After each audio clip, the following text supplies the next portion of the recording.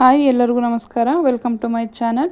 ನಾನು ಇವತ್ತಿನ ವಿಡಿಯೋದಲ್ಲಿ ಹೆಸರುಬೇಳೆ ಪಾಯಸನ ಹೇಗೆ ಮಾಡೋದು ಅಂತ ತೋರಿಸ್ತಾ ಇದ್ದೀನಿ. ಮಾಡೋದು ತುಂಬಾ ಸುಲಭ ಮತ್ತು ದೇಹಕ್ಕೆ ತುಂಬಾ ಒಳ್ಳೆಯದು ಹೆಸರುಬೇಳೆ. ನೀವು ಒಂದ್ಸಲ ಟ್ರೈ ಮಾಡಿ ಟೇಸ್ಟ್ ಹೇಗೆ ಬಂತು ಅಂತ ಕಮೆಂಟ್ ಮಾಡಿ. ಮೊದಲು ಸ್ಟವ್ ಆನ್ ಮಾಡ್ತಾ ಇದ್ದೀನಿ.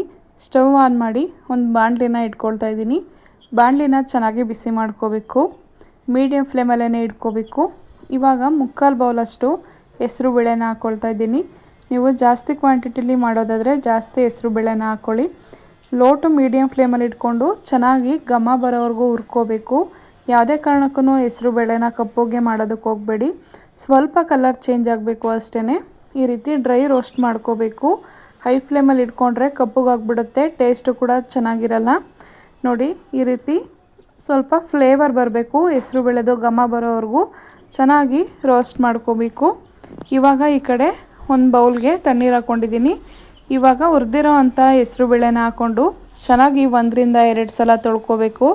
ಅದರಲ್ಲಿರೋ ಅಂಥ ಪೌಡರ್ ಅಂಶ ಹೋಗೋವರೆಗೂ 1-2 ಸಲ ತೊಳ್ಕೊಂಡು ಈ ಕಡೆ ಒಂದು ಕುಕ್ಕರ್ನ ಇಟ್ಕೊಳ್ತಾ ಇದ್ದೀನಿ. ಕುಕ್ಕರ್ಗೆ ತೊಳೆದಿಟ್ಕೊಂಡಿರೋ ಅಂಥ ಹೆಸರು ಕಾಳನ್ನು ಹಾಕ್ಕೊಳ್ತಾ ಇದ್ದೀನಿ.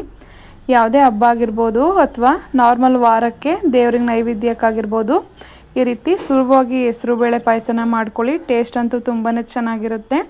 ಇವಾಗ 3/4 ಬೌಲ್ ಹೆಸರುಬೇಳೆಗೆ 2.5 ಬೌಲಷ್ಟು ನೀರನ್ನು ಹಾಕ್ಕೊಳ್ತಾ ಇದ್ದೀನಿ. ಇಷ್ಟು ಕನ್ಸಿಸ್ಟೆನ್ಸಿಲಿ ನೀರನ್ನು ಹಾಕ್ಕೊಂಡು ಬೇಯಿಸ್ಕೊಳ್ಳಿ, ತುಂಬಾ ಚೆನ್ನಾಗಿ ಬರುತ್ತೆ. ಇವಾಗ ನೋಡಿ 4 ವಿಷಲ್ ಹಾಕಿಸ್ಕೊಂಡಿದ್ದೀನಿ. ಈ ರೀತಿ ಸಾಫ್ಟಾಗಿ ಹೆಸರುಬೇಳೆನ ಬೇಯಿಸ್ಕೋಬೇಕು. ಕಪ್ಪಗೆ ಮಾಡಿಕೊಂಡ್ರೆ ಟೇಸ್ಟು ಕೂಡ ಚೆನ್ನಾಗಿರಲ್ಲ. ಇದೇ ರೀತಿ ಕಲರ್ ಇರಬೇಕು. ಇವಾಗ ಈ ಕಡೆ ಒಂದು ಸ್ಟವ್ ಆನ್ ಮಾಡಿ ಪಾತ್ರೆನ ಇಟ್ಕೊಳ್ತಾ ಇದ್ದೀನಿ.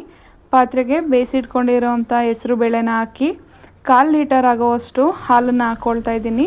ಹಾಲು ಹಾಕ್ಕೊಂಡು ಚೆನ್ನಾಗಿ ಮಿಕ್ಸ್ ಮಾಡ್ಕೋಬೇಕು. ಸ್ವಲ್ಪನೂ ಗಂಟು ಥರ ಇಲ್ಲದೆ ಇರೋ ರೀತಿ 1-2-3 ನಿಮಿಷ ಲೋ ಟು ಮೀಡಿಯಮ್ ಫ್ಲೇಮಲ್ಲಿ ಇಟ್ಕೊಂಡು ಚೆನ್ನಾಗಿ ಮಿಕ್ಸ್ ಮಾಡ್ಕೋಬೇಕು. ನೋಡಿ, ಈ ರೀತಿ ಕನ್ಸಿಸ್ಟೆನ್ಸಿ ಬರಬೇಕು. ಬೇಕು ಅಂತಂದರೆ ಸ್ವಲ್ಪ ನೀರನ್ನು ಸೇರಿಸ್ಕೊಳ್ಳಿ. ಬರೀ ಹಾಲನ್ನು ಹಾಕಿದ್ರೆ ತುಂಬಾ ಚೆನ್ನಾಗಿರುತ್ತೆ. 1/4 ಟೀ ಸ್ಪೂನ್ ಆಗುವಷ್ಟು ಏಲಕ್ಕಿ ಪೌಡರ್ನ ಹಾಕ್ಕೊಳ್ತಾ ಇದ್ದೀನಿ. ಇವಾಗ ಇದಕ್ಕೆ 2-3 ಸ್ಪೂನ್ ಆಗುವಷ್ಟು ಹಸಿ ತೆಂಗಿನಕಾಯಿ ತುರಿನ ಹಾಕ್ಕೊಳ್ತಾ ಇದ್ದೀನಿ. ಈ ರೀತಿ ಕಾಯಿ ತುರಿ ಹಾಕೋದ್ರಿಂದ ಟೇಸ್ಟು ಕೂಡ ತುಂಬಾ ಚೆನ್ನಾಗಿರುತ್ತೆ. ಇವಾಗ ಕಾಯಿ ತುರಿ ಹಾಕ್ಕೊಂಡು ಚೆನ್ನಾಗಿ ಒಂದ್ಸಲ ಮಿಕ್ಸ್ ಮಾಡ್ಕೋಬೇಕು. ನೀವು ಬೇಕು ಅಂದರೆ ಹಾಲನ್ನು ಸ್ವಲ್ಪ ಜಾಸ್ತಿ ಹಾಕೋಬೋದು. ಒಂದು ಕುದಿ ಬರ್ತಾ ಇದೆ ಅಂತ ಅಂದಾಗ ತುಪ್ಪ ಹಾಕಿ ಫ್ರೈ ಮಾಡಿ ಇಟ್ಕೊಂಡಿರೋ ಅಂಥ ಬಾದಾಮಿ, ಗೋಡಂಬಿ, ಸ್ವಲ್ಪ ದ್ರಾಕ್ಷಿನ ಹಾಕ್ಕೊಂಡು ಚೆನ್ನಾಗಿ ಮಿಕ್ಸ್ ಮಾಡ್ಕೊಳ್ತಾ ಇದ್ದೀನಿ. ಈ ರೀತಿ ತುಪ್ಪದಲ್ಲಿ ಫ್ರೈ ಮಾಡ್ಕೊಳ್ಳಿ ಡ್ರೈ ಫ್ರೂಟ್ಸ್ನ, ತುಂಬಾ ಟೇಸ್ಟು ಕೂಡ ಚೆನ್ನಾಗಿ ಬರುತ್ತೆ. ಇವಾಗ ಚೆನ್ನಾಗಿ ಒಂದು ಸಲ ಮಿಕ್ಸ್ ಮಾಡಿಕೊಂಡು ಒಂದು ಕುದಿ ಬರೋದಕ್ಕೆ ಬಿಡಬೇಕು. ಮಧ್ಯ ಮಿಕ್ಸ್ ಮಾಡಿಕೊಂಡು ಕುದಿಸ್ಕೊಳ್ಳಿ, ಇಲ್ಲಾಂದರೆ ಸ್ವಲ್ಪ ತಳ ಹಿಡಿಯೋ ಚಾನ್ಸಸ್ ಇರುತ್ತೆ. ಹೈ ಫ್ಲೇಮ್ ಇಟ್ಕೋಬೇಡಿ, ಮೀಡಿಯಮ್ ಫ್ಲೇಮ್ ಇಟ್ಕೊಂಡೇ ಪಾಯಸನ ಕುದಿಸ್ಕೊಳ್ಳಿ. ಇವಾಗ ಸಿಹಿ ಬೇಕು ಎಷ್ಟು ಬೇಕು ಅಂತ ನೋಡಿಕೊಂಡು ಬೆಲ್ಲನ ಸೇರಿಸ್ಕೊಳ್ಳಿ. ಸಕ್ಕರೆ ಹಾಕೋದ್ರಕ್ಕಿಂತ ಬೆಲ್ಲ ಹಾಕಿ ಮಾಡಿದ್ರೆ ಹೆಸರುಬೇಳೆ ಪಾಯಸ ಟೇಸ್ಟು ತುಂಬಾ ಚೆನ್ನಾಗಿರುತ್ತೆ. ಇವಾಗ ಬೆಲ್ಲ ಕರಗೋವಷ್ಟು ಚೆನ್ನಾಗಿ ಕುದಿಸ್ಕೋಬೇಕು. ಜಸ್ಟ್ 1-2 ನಿಮಿಷ ಕುದಿಸ್ಕೊಂಡ್ರೆ ಸಾಕು. ಸ್ವಲ್ಪ ಗಟ್ಟಿ ಆಗ್ತಾ ಬರುತ್ತೆ. ನೋಡಿ, 1-2 ನಿಮಿಷ ಕುದಿಸ್ಕೊಂಡ್ರೆ ಸಾಕು. ಪಾಯಸ ರೆಡಿಯಾಗಿದೆ. ಟೇಸ್ಟ್ ಅಂತೂ ತುಂಬಾ ಚೆನ್ನಾಗಿರುತ್ತೆ. ನೀವು ಇದೇ ಮೆಥಡಲ್ಲಿ ಒಂದು ಸಲ ಟ್ರೈ ಮಾಡಿ. ಟೇಸ್ಟ್ ಹೇಗೆ ಬಂತು ಅಂತ ಕಮೆಂಟ್ ಮಾಡೋದನ್ನು ಮರಿಬೇಡಿ. ಇದೇ ರೀತಿ ಕುಕ್ಕಿಂಗ್ ವೀಡಿಯೋಸ್ಗೋಸ್ಕರ ನನ್ನ ಚಾನಲ್ನ ದಯವಿಟ್ಟು ಸಬ್ಸ್ಕ್ರೈಬ್ ಮಾಡ್ಕೊಳ್ಳಿ.